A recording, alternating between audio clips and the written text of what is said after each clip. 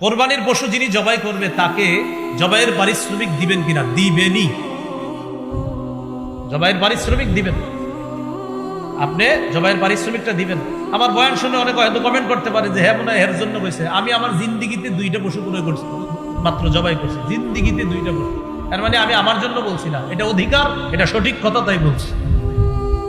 কোরবানির পশু যিনি জবাই করবে তাকে পারিশ্রমিক দিবেন, এটা হাতের কষ্ট, এটা জবাই করা অনেক কষ্টের ব্যাপার। এই জন্য যারা জবাই করবে তাদেরকে দিবেন। আর জবাই করার পরে আপনার একদম ছোট্ট একটা নোট ওঠে, ছোট্ট 1.5-2 লাখ টাকার গরু আপনার কোনো মতে হুজুর জবাই করছে যিনি, কষ্ট করে আরে আস্তে একটা নতুন 200। এটা তো আপনার শরম করা উচিত ভাই, সত্যি বলছি।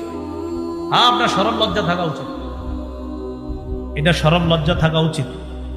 এটা আমি ওই যুগের কথা বলছি যে যুগে আমার বেতন ছিল 5,000 টাকা। ওই যুগে আমরা যে কোরবানি দিছি, ওই কোরবানি যিনি দিয়েছেন প্রায় 10 বছর 8 বছর আগের কথা, তাদেরকে আপনার ওই 100-200 দিনই।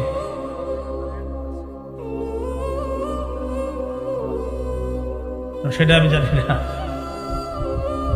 আচ্ছা, যাই হোক, আপনারা এই জায়গায় একটু মহাব্বতের ইয়া রাখেন। এই জন্য এরকম 100-200 পরে কারে